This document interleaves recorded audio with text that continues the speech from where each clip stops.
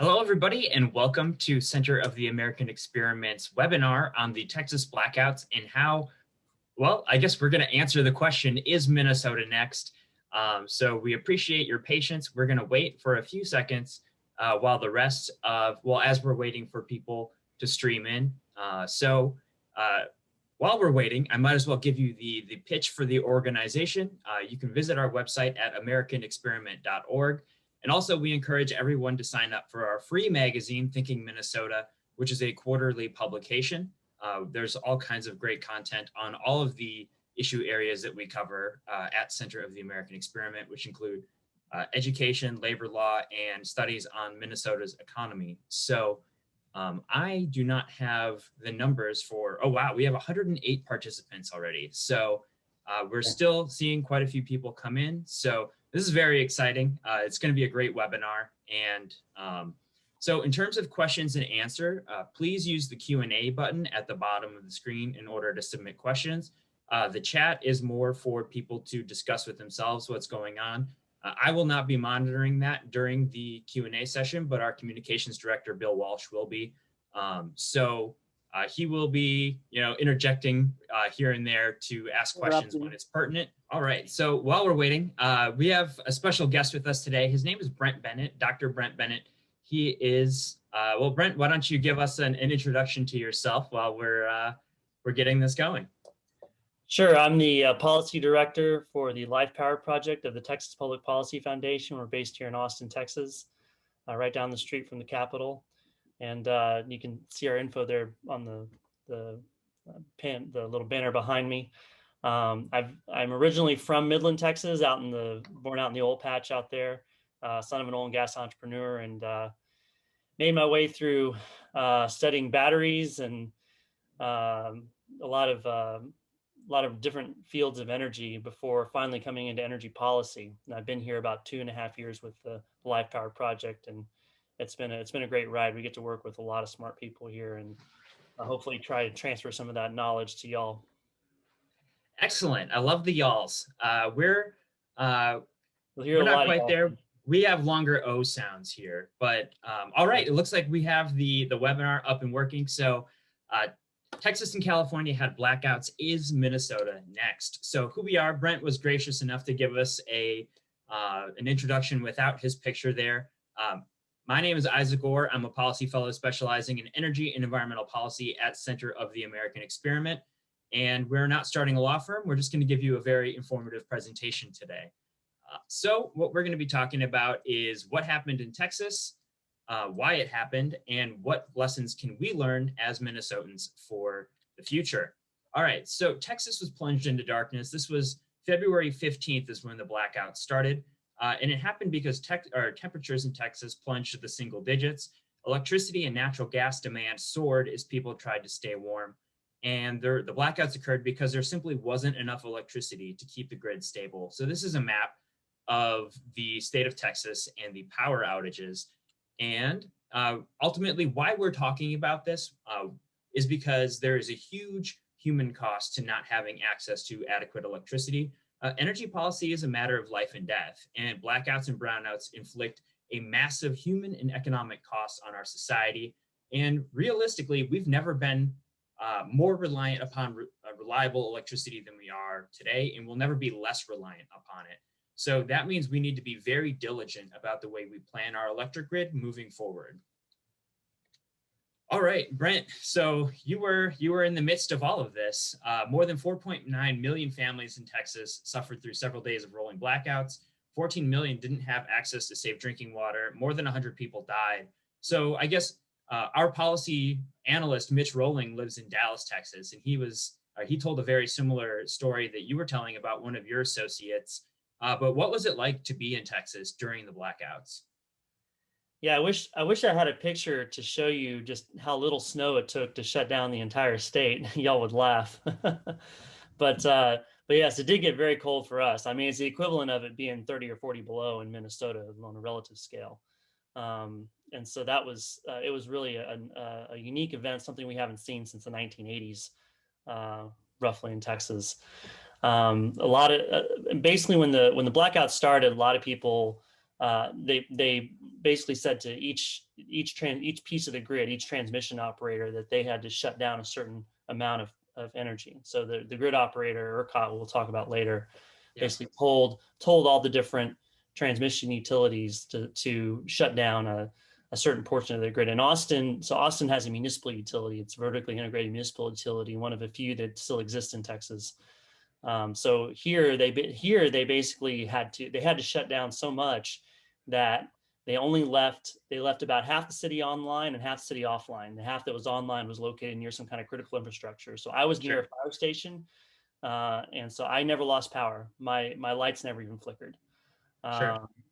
Whereas one of my bosses, who lives not too far away, never had power the entire week. And that's really the problem, is that these are not rolling blackouts, is what we call them, right?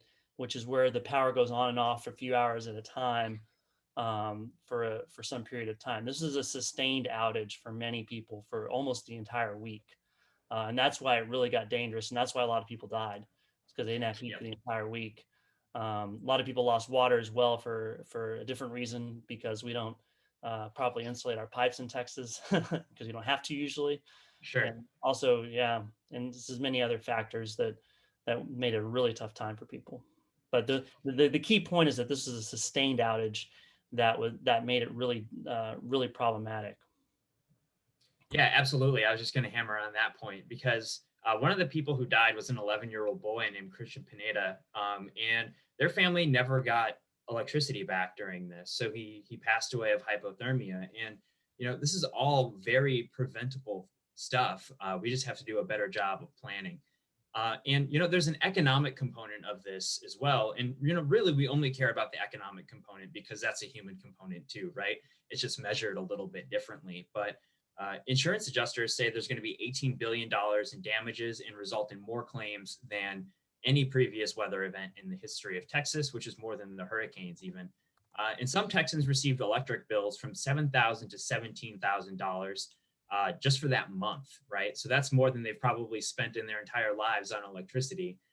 And now they have that happen in 1 month. And these don't even consider the lost productivity of the Texas economy as a result of the blackouts. So it's probably impossible to measure how devastating this was to the state of Texas. Brent, do you know anybody that had these time of use or these huge electric bills as a result of the blackouts?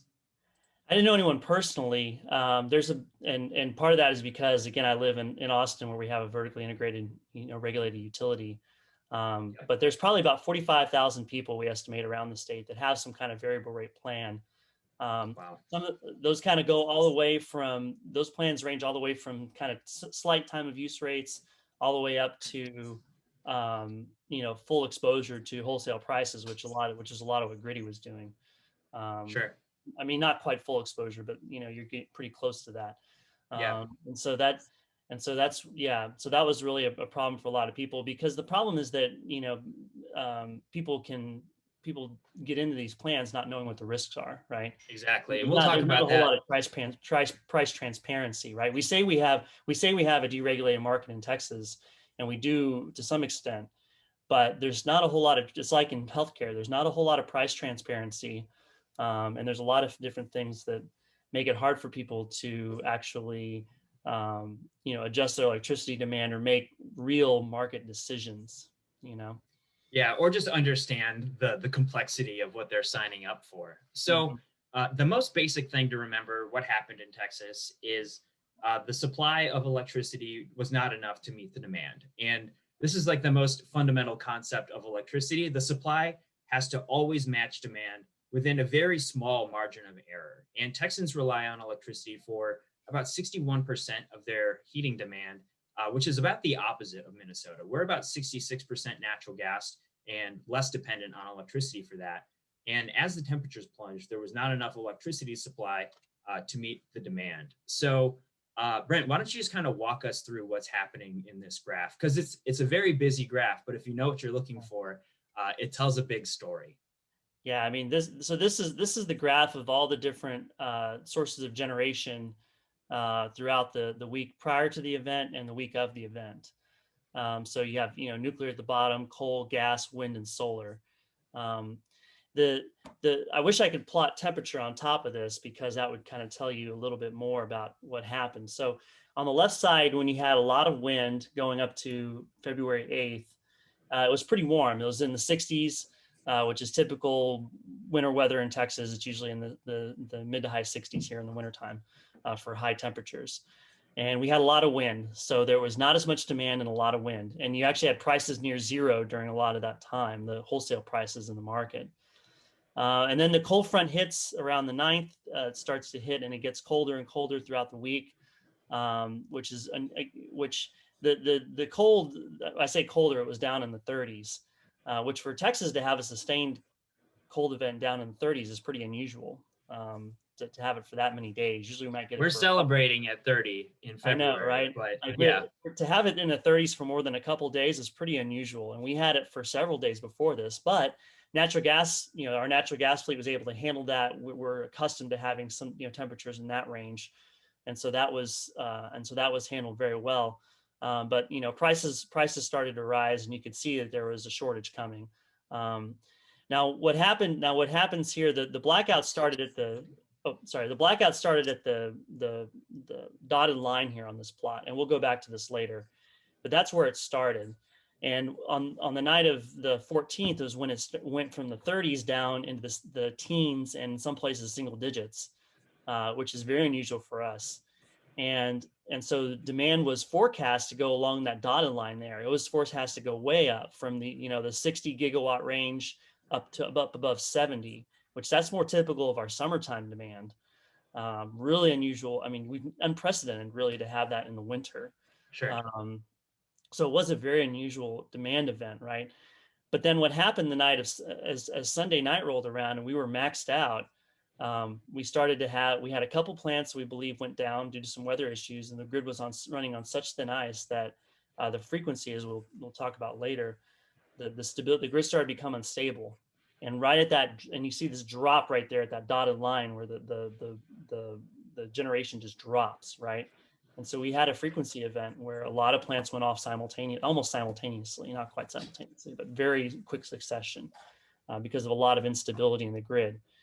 And then we had a variety of other problems that led to some of our natural gas supply getting cut off. Yeah, let's talk about that. Frankly, just running out of natural gas, and that's why the event was so sustained, was because we couldn't get our natural gas supply back into, we couldn't get enough natural gas to get the plants turned back on, right? Plants that went offline, or other plants had to derate because they couldn't get turned back on because of low natural gas supply. So that really lengthened the extent of the event from what should have been about a 24-hour to 48-hour event into a 4 to 5 day event. Yeah, absolutely. So natural gas production at one point was about half of what it normally is. And part of that was probably, weather events, right? Weather affecting the infrastructure. But some of it was, human error. ERCOT, which is the Electric Reliability Council of Texas, they're basically the grid manager for the state of Texas, or most of Texas. They actually shut off electricity to some of the natural gas compressor stations, which basically prevented the natural gas power plants from getting the fuel that they needed, which is, basically just a cascade or a self-reinforcing mechanism of failure. And that obviously isn't great. And I was listening to the Robert Bryce podcast, and he had a guest on, and I don't remember exactly what the guest name was, but he said, if you want to freeze natural gas infrastructure, keep it from moving. So, it's a lot like Minnesota, where the rivers don't freeze over as quickly as the ponds. It's, something that's moving is less prone to freezing. So that was actually a huge problem. And Brent's going to talk about ways that they're addressing that problem later. But gas was also diverted for home heating, and home heating gets priority in most areas of the country. But that also complicates this problem where we are becoming incredibly reliant upon natural gas as a heating fuel. We're basically asking natural gas to do everything as a fuel, and maybe that's not the best strategy. Wind production also fell by quite a bit during some points of this weather event. It was at 2% of its potential output. And that's what led to what Brent referenced as the frequency. So Brent, we don't need to get into what frequency is necessarily, but I do think that this is an interesting timeline, right? So the black dot here, or the black dotted line, is where the the frequency of the grid. And, we can think of this as pressure in a water pipe. So the grid it needs to operate at a certain pressure in order to keep, everything going, right? And it can only operate between these red areas safely. But as you can see, we got way below that in Texas. So Brent, why don't you talk a little bit about that and then talk about the outages, the green dots on this graph, if you will. Yeah, and so like Isaac said, it's you have to keep up the pressure in the pipes, so to speak. And when you have all the generators on the grid operating in sync, and if the grid frequency starts to drop, if you're pulling more water out of the pipes than what you're putting in, then the generators try to speed up to equalize it, but they can only go so fast before they break. And so if you have, when it gets too low, a lot of some plants have to shut off. They have safety features where they shut off and cut themselves off from the grid to keep from permanently damaging their equipment. And so we think that happened to quite a few power plants within this time frame. We'll never know. We won't know for a long time until we get more detailed analysis from, post-mortem analysis from the groups that are studying this, what exactly caused each plant to fail. But we know that probably a few of the outages were due to weather problems, but a lot of it was due to frequency and other factors. So it was just kind of a combination of factors. So I can't tell you what exactly each of these green dots, what happened there, but I can say that it was a combination of problems. And and the fact was that the problem was that we put ourselves in such a tight situation that we did not have enough capacity to handle this event.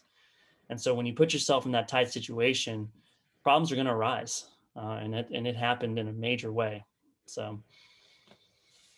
All right. Yeah. So when we talk about a plant tripping offline, it's a little bit like the breaker in your fuse box breaking to prevent it from getting overloaded.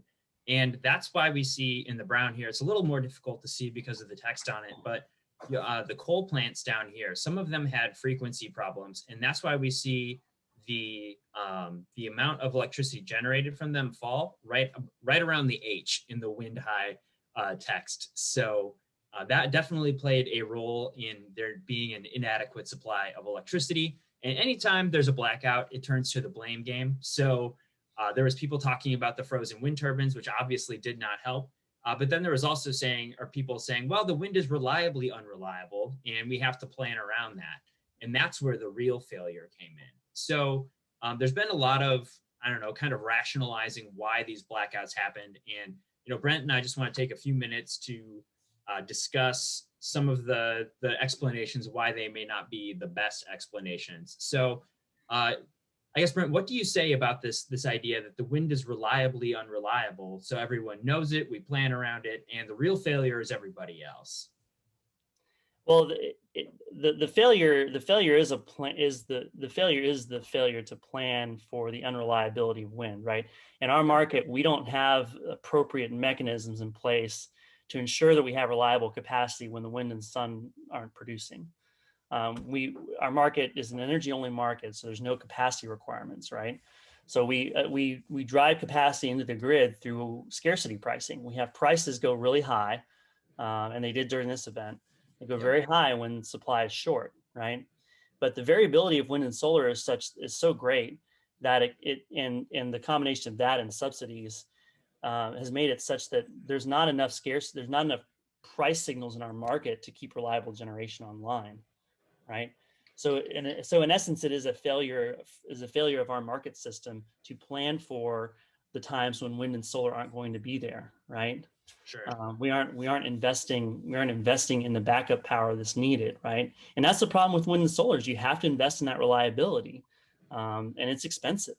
So that's a cost that we have not been paying for over the last 10 years or so, and it came to manifest very, very discreetly in the last month. Yeah. So some people said that ERCOT's isolation from the rest of the national grid to avoid federal regulation was a big reason why they had blackouts. And it's true that Texas cannot import power from the Eastern Interconnect and the Western Interconnect, and that would theoretically limit their ability to trade power back and forth if they needed it. But in this specific circumstance, the Southwest Power Pool and south portion of MISO, the grid system that Minnesota is part of, they were also having rolling blackouts. So you can't import power from states that don't have any. And that's really why California had their rolling blackouts last summer. They've become so reliant on, Arizona and Nevada to bail them out because they don't have enough reliable power plants. They like to pretend that they're a green mean machine, and they really don't have enough power plants to be self-sufficient anymore. So is there anything else you want to add to this this talking point, Brent? No, it's people think of interconnecting the grid as being an easy solution. It's quite expensive because our grid hasn't developed in that way. Building those transmission lines, operating them, doing all that stuff is very expensive. And we have plenty of resources in Texas. I mean, we're sitting on an ocean of natural gas. We have coal. We have plenty of resources to generate our own power. So really, like I said, it's a failure of our market design to adequately incentivize that generation to come online, instead favoring wind and solar, which don't show up when we need them, right? So that's right. It's not a failure of us not having diverse enough geography or something like that, which is more California's problem. Sure. And, speaking to that, that was a good segue. So in Minnesota, a lot of people are saying that the wind overperformed expectations and that this is really a problem of thermal generators. And that's not quite true. When you look at what Texas expected the wind to produce during an event like this and what actually showed up on the 15th, it was only about 45%. So when the grid planners are going about determining whether there's going to be enough electricity during an extreme event, whether that's a high use event because it's cold or because it's warm, they often give renewables, at least in our grid area, the Mid-Continent Independent Systems Operator, they give it a capacity value. So they say, well, we know that the wind won't show up for all of its installed megawatts. So let's just say 15%. We can pretend 15% of it will be there when we need it most. And in Texas, they said, we think 7,000 megawatts out of 28,000 megawatts will be there, and only 45% showed up. So it's not correct to say that they overperformed even their low expectations. But this also brings up the thought that, okay, well, we've spent billions of dollars, or Texas has spent billions of dollars on transmission lines and all these wind turbines. And what's the value that they provide when they're needed most? And that's really the way that I think we need to be framing this issue, is look at all this malinvestment in terms of, if I pay for something, I want to get something. Yeah, we pay for the energy, right? We get a lot of cheap energy from it, but we don't pay for any reliability, right? We're not getting any reliability. When you buy a thermal plant, build a thermal plant, you get some measure of reliability from that. That you're not, and the reliability value of wind and solar is very small. And so if you don't pay for that reliability, you're not going to get it. So Brent, what about using batteries to back up wind and solar? You did your PhD on this, right? So tell us. This is my old research area. Yeah. Okay. So we, as I always say, we have battery technologies that work on the grid, and they're operating all over the place today. The problem is we don't have the scale. It's a problem of scale. It's not going to be something where some magical technology comes along in 10 years that makes this possible.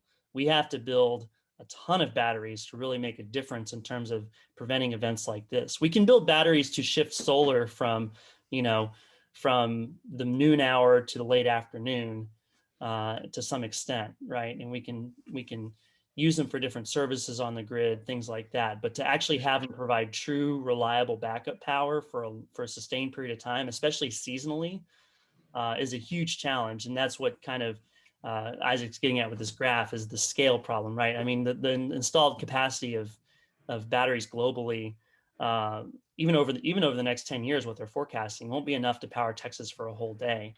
And Texas would need at least a day of energy storage to have a high renewable grid, to have 80+% wind and solar. We would need at least a day of energy storage to have that happen. And the whole entire world's not going to have that over the next 10 years. So I mean, we have to literally, the amount of batteries that we have to build over the next 20 years or so to make this happen is 1,000 times what's projected to come online in the next few years. Literally 1,000 times in terms of scale. And that's kind of what you're getting at here. Yeah, well, what could go wrong with that? Yeah. And it costs money. So I mean, it's expensive. yeah, so let's talk about this. So the idea that, Texas, it's the natural gas pipes that froze, and if they hadn't frozen, we would have been okay. This graph suggests otherwise. So what is this graph saying, and what lessons do we need to take away from it? Yeah, and really the my little dotted line there is offset a little bit. I need to fix that. It starts right where the dotted black line starts is where the blackout started, right? So at that point, so what I did here is I just said, okay, at that point, all the power plants that were running Sunday night, everything that we had, if we didn't have any failures, and if we had twice as much wind generation as what we actually had, what would have happened? Well, we still would have had over 24 hours of outages, consecutive hours of being underwater. And it would have been at one point about close to 10 gigawatts, or about what was that, 1/7 of our demand. We would have been short. Sure. So really this is fundamentally a problem of not having enough reliable capacity, right? Even if everything had worked perfectly, we would have still been in trouble. And this has been the case in the summer too. Each of the last 3 summers, we've come very close to having rolling outages. And the only reason we haven't is because all of our thermal generation has operated at a very high level, like really close to 100% of installed capacity. So, right, yeah. So as soon as something, when you're running that tight, as soon as something goes wrong, you're done. Our reserve margin is not there.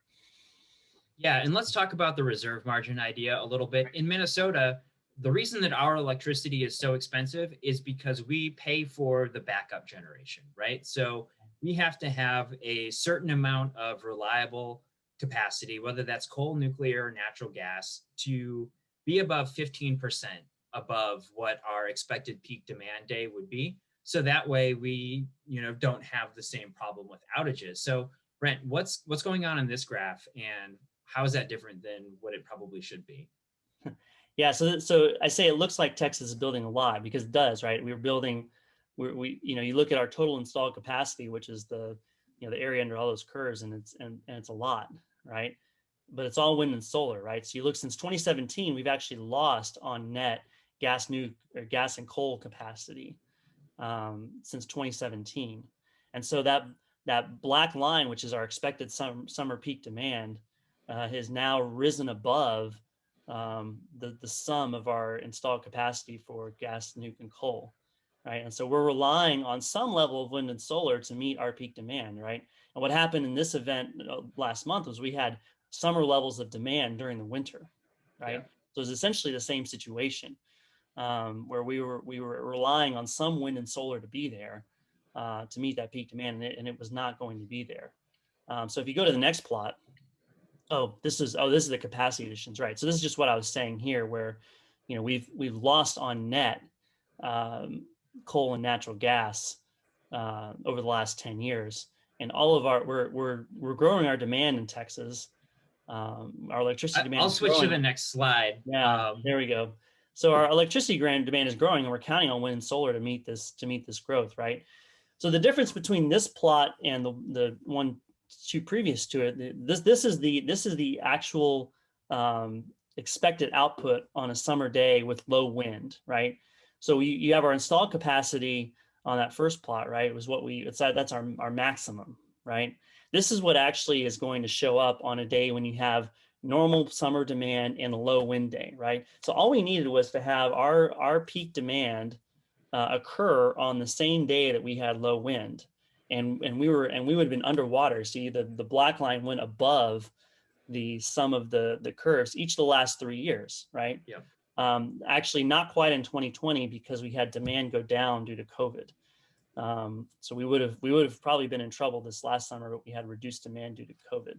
But each of the last 3 years, we have been very, very close to having rolling outages, and we've been talking about this for a long time.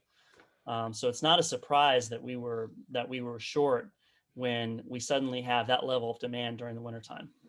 Yep, absolutely. And that's what we say, and that's what I'm saying here. So this is basically our wintertime output with extreme demand, right? So I say extreme demand here is like, that's really what we had, right? We had not just normal summer demand, not just normal demand, but actually an extreme scenario, right? And And what we actually had was we were going to have demand go above 70 gigawatts. So it would have been well above this line, right? But the line would have been well above the area plot, right? And so we would have been, and so it was anticipated, right? Like this is all just from our planning documents, right? That ERCOT puts out. This is not something that is mysterious, right? It just wasn't being paid. No one was paying attention to it, right? There wasn't the proper planning for the unreliability of wind and solar, right? Because what this is saying is that during the wintertime when you need it the most, the wind and solar are not going to be there, right? So we should plan for that, and we haven't. Yeah, absolutely. So basically what this boils down to is we need to get the nuclear, the coal, and the gas, these three resources above that black line to make sure that we always have enough adequate electricity, right? Right. That's right. Yeah.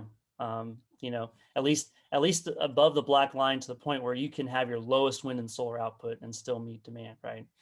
Correct. There's always going to be some, but it's usually very little, and so you have to get above that line.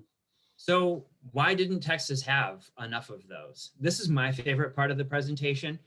So we can ask the Wind and Solar Associations of Texas, who put out a study in 2018 outlining their findings. And basically what this study is doing, an article in PV Magazine summarized it, but they were bragging about the fact that in Texas's energy market, where they don't make payments to power plants based on reliability, they were able to reduce the price of electricity and push, they call them uncompetitive conventional power plants off the grid, right? So at one point it says, this is just the beginning. Texas could continue to add more wind every year, and this will ultimately mean more hours where coal plants and natural gas plants are not operating, and more retirements of conventional generation.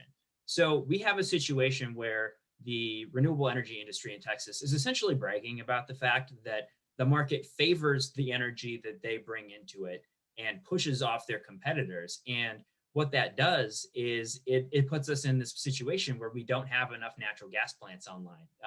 They said that much of the 110 gigawatts of natural gas that's planned in the United States may become stranded assets if utility developers insist upon building them. So the low wholesale power prices that happen as a result of wind and solar kept a lot of natural gas people from wanting to build a plant in the first place in order to come online. And, this is what, Brent, you can talk about this.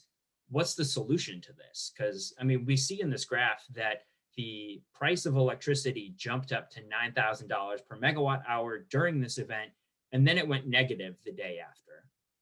Yeah. Again, it's the volatility is the problem, right? You have to be able to manage that volatility, right? Since we don't have a capacity market, we aren't mandating capacity, then we need to have a market where there's sufficient incentive for generators to build and come online, right? So if the way it's structured now is we're saying, as a generator that's building a coal or a gas plant, you have to lose money for a large portion of the year and be able to count on these events, these short events where you can make a ton of money, right? And that's just not a very reliable business model. So we have to find ways to reduce that volatility, right? And one way to do that, right, is to make wind and solar pay for some of the reliability value that they don't bring to the grid, right? So it's clear that they're imposing reliability costs on the grid. Let's make them pay for some of that reliability to ensure that, which will basically help to manage the peak demand, right? Manage the fact that they don't produce during peak demand, right? And then also will cause them to raise their prices a little bit on the low end to try and reduce some of that volatility. Like that's a way to help bring the market back into better equilibrium, right? Because we already have variability due to demand, right? That's already something that we have to manage is how much demand changes. And when you add a variable supply on top of that, it just gets twice that much harder, right? Absolutely. So why don't you talk a little bit about Senate Bill 3 then? Because I think that's the main thing. That's the main thing you guys are trying to, right now there's a big appetite for reliability in the Texas legislature. So what's happening there? Yeah. And so what the bill you're talking about is kind of the main grid reform bill that's now working its way through the legislature. It just passed the Senate 2 days ago. it's got a lot of things. It's got a lot about weatherization, about communication, making sure that our natural gas supply doesn't get, doesn't have its electricity turned off during an event like this, which is all good and necessary, but it's far from sufficient, right? I mean, as we just discussed, we need some kind of mechanism to bring more reliable capacity onto the grid, right? So that's really what we're still lacking, I think, in our solution set. And we're working on that now to try and get more of that in there. That bill, that Senate Bill 3, does have a placeholder in there for basically what we call a firming requirement, which is doing what I said, basically making wind and solar pay for some amount of backup generation, right, to try and balance things out. But there's still room to work in terms of getting a really solid requirement, because ultimately it's challenging because this costs money, right? I mean, there's a cost to reliability, and someone has to pay for it. And we have to balance that cost between the generators and the consumers. And we think that, so that's all right. So is Minnesota next? I don't think so. And the reason I don't think so is because, as you know, New York is not done a whole lot well lately in terms of their public policy. But one of the things that they're doing is they're banning new natural gas pipelines. And as they look to shut down their Indian Point nuclear plant and become more dependent on natural gas electricity generation, they haven't done enough to make sure that the supply is there. So if I was a betting man, which, give me the right terms and I would be, I would argue that it's probably going to be New England or New York that will be next, but that doesn't mean that we aren't making some of these very same mistakes. So our governor has proposed 100% of Minnesota's electricity be carbon-free by 2040. But like the Green New Deal, this legislation does not legalize new nuclear power. It doesn't allow the large hydropower that we already buy from Canada to actually count as renewable or carbon-free, which it is, right? And it doesn't really do anything to establish a path toward carbon capture and sequestration. So it's essentially a wind, solar, and battery storage mandate. And right now we're okay because we have a lot of coal on our system, but Xcel Energy, Minnesota Power, and Great River Energy have announced the premature retirements of their coal plants. So, as we move forward, we're going to be more dependent on less reliable sources of electricity. And that's a really big problem because while Texas was having their version of the polar vortex, it was very cold here too. And at -20, the wind turbines don't blow, or they can't operate. We shut them down and they actually consume electricity. So this is the Mid-Continent Independent System Operator system that was over 50% coal during this whole time. So really, the reason we were able to get through the polar vortex in relatively good shape was because we had all these reliable, fuel secure generators on site. And the great thing about a coal plant or a nuclear plant is they don't need a compressor station to get the fuel to them. It's a rail car, and they generally have 60 to 90 days of fuel on site for a coal plant, and they load nuclear plants for 18 months at a time. So that is a sort of resiliency that these sort of baseload operators are able to provide. And once we shut down these coal plants, right now our electricity generation system is about 26% coal. And if we get rid of those coal plants, it's going to be a lot higher dependency on natural gas. This is just a hypothetical low wind and solar day, kind of like we saw during the polar vortex before, where our electricity generation reliance on natural gas goes up to 66%. And we have a very similar situation in Minnesota as Texas had, where if there's a shortage for natural gas, it's going to go to the home heating first, even though that could also lead to not having enough electricity. And if you don't have electricity, your furnace isn't going to work. So we had a $400 spike in the price of natural gas due to supply constraints. And it wasn't because the United States doesn't have enough natural gas. It's because you only have so much pipeline capacity, or, and the production in Texas went down. So when we're doing our resource planning in Minnesota, we're one of the few states in the country that say you have to take into account the social cost of your CO2 emissions, right? So they assign an externality to it, but these sorts of calculations never talk about, what's the social cost of a blackout, because it probably exceeds the social cost of carbon. So, we really need to be, focusing on what matters when it comes to electricity, and reliability is number one, which is why, our organization says, hey, we have these coal plants. They're like a 2015 Toyota Camry, right? They're getting a little long in the tooth, but they're still usable. They're still, perfectly good. Let's use them for the rest of their useful lifetime, and let's look to nuclear power in the future. Let's look to, build a natural gas when these coal plants are no longer feasible.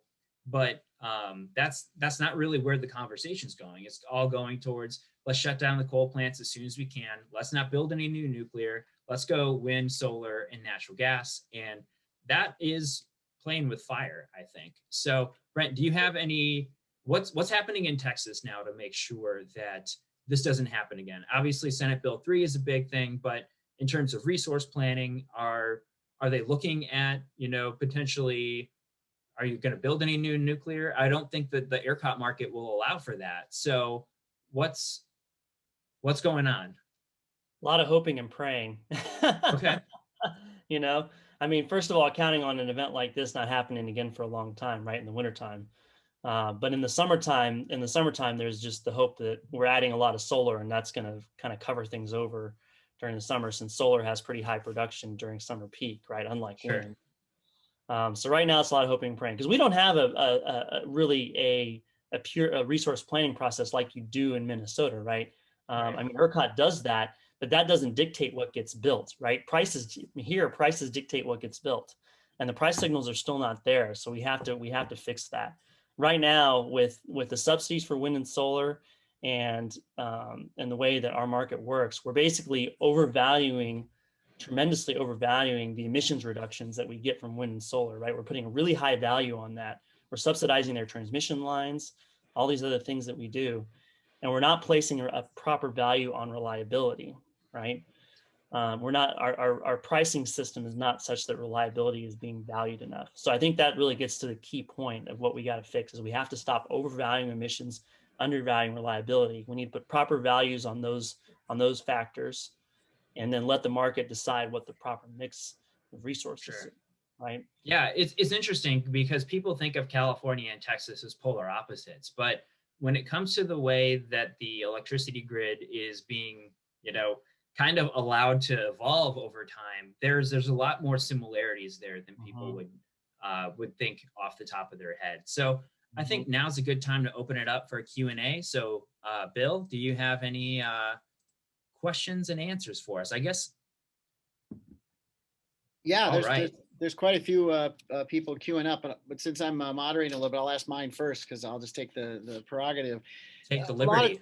A lot of talk about paying for reliability, and it sounds like Texas' problem is we're letting the market decide by price, but not building in reliability. Isaac, I can't tell in your presentation, in Minnesota, do we do that? Do we have some kind of regulatory push to do that, or legislatively? Or it seems like we have a little more protection, and we are buying. But your slide that you left up says, we need to make sure our electricity is reliable. What regulatorily things are happening to do that?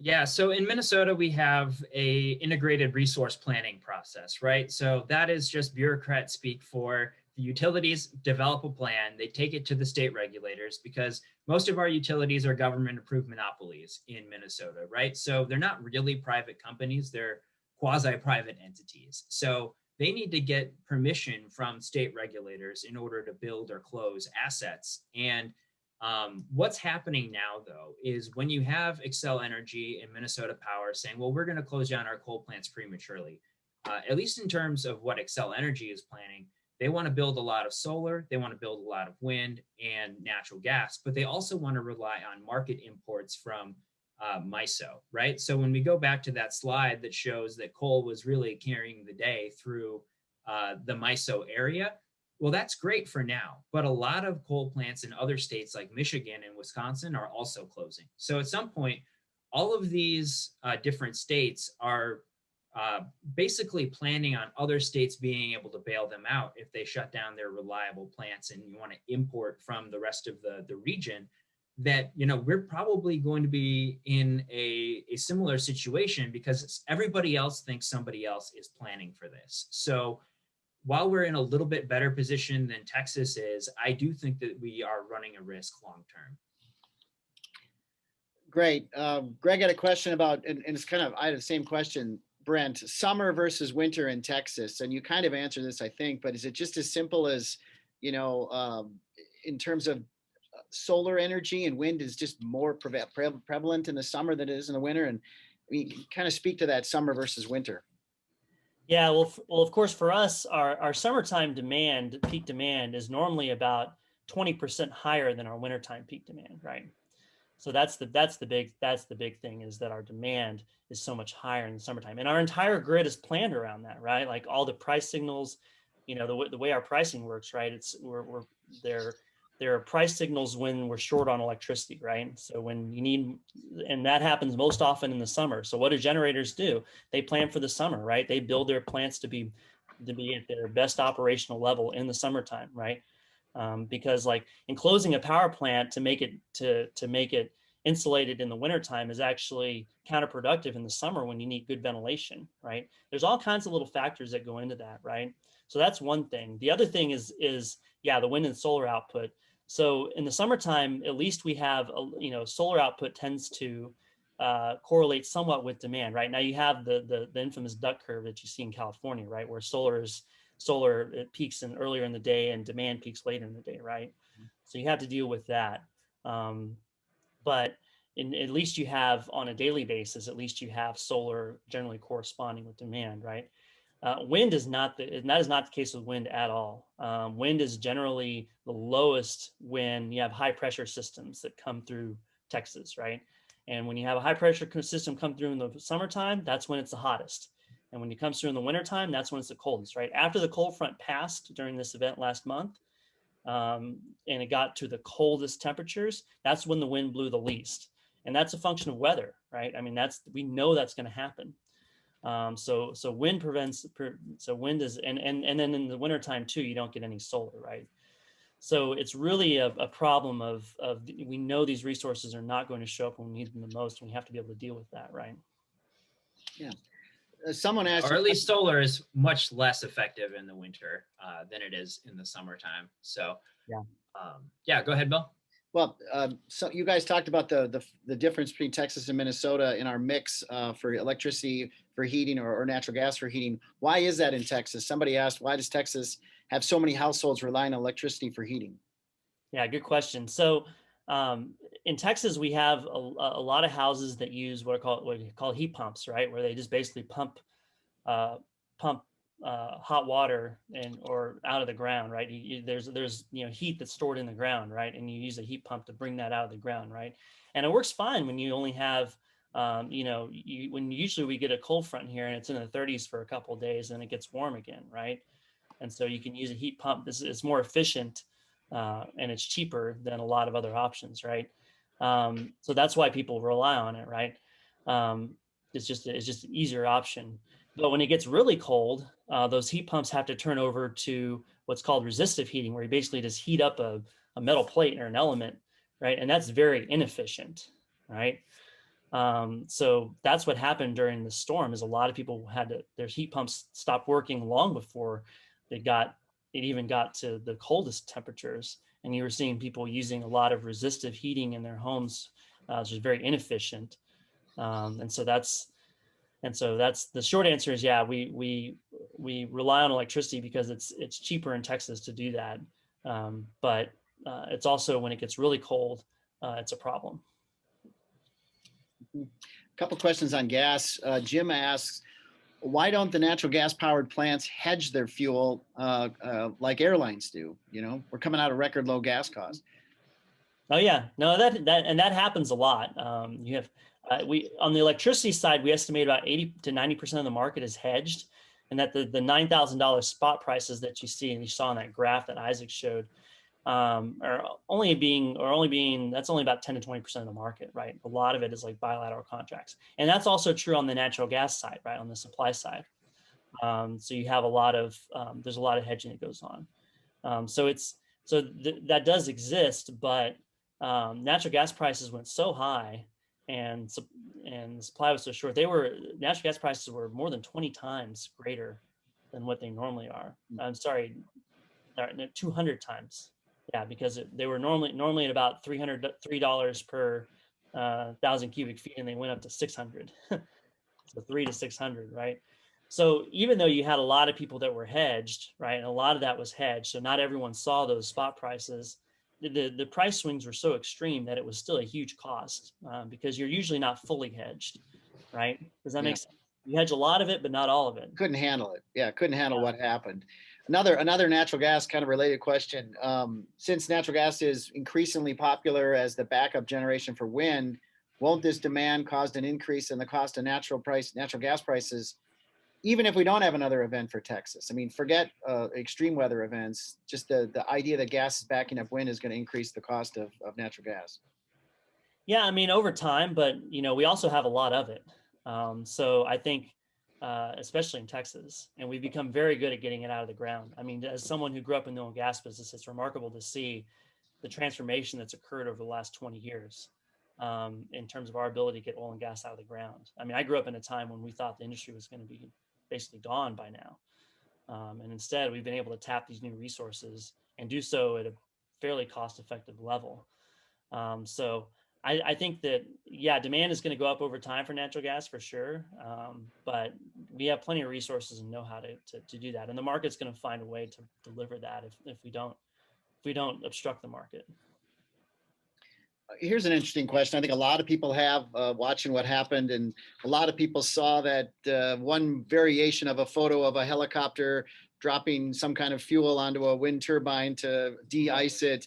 So someone asked, well, how do we weatherize wind turbines? Is there a way to weatherize them so they can not shut down?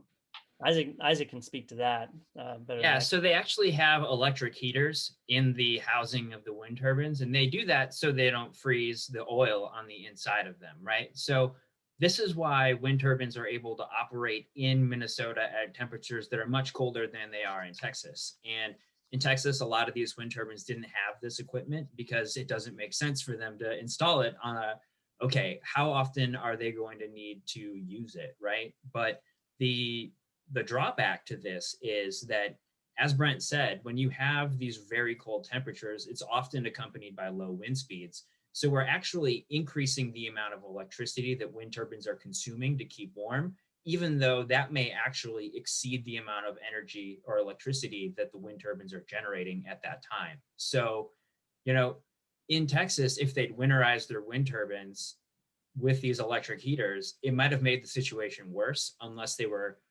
cutting off the power to the heating elements inside the housing. A good question that came in advance, actually, and then someone else is echoing it on the chat. To what extent, Isaac, are we? You mentioned this a little bit. We're relying on other states and hoping that they have reliable energy, and we get it.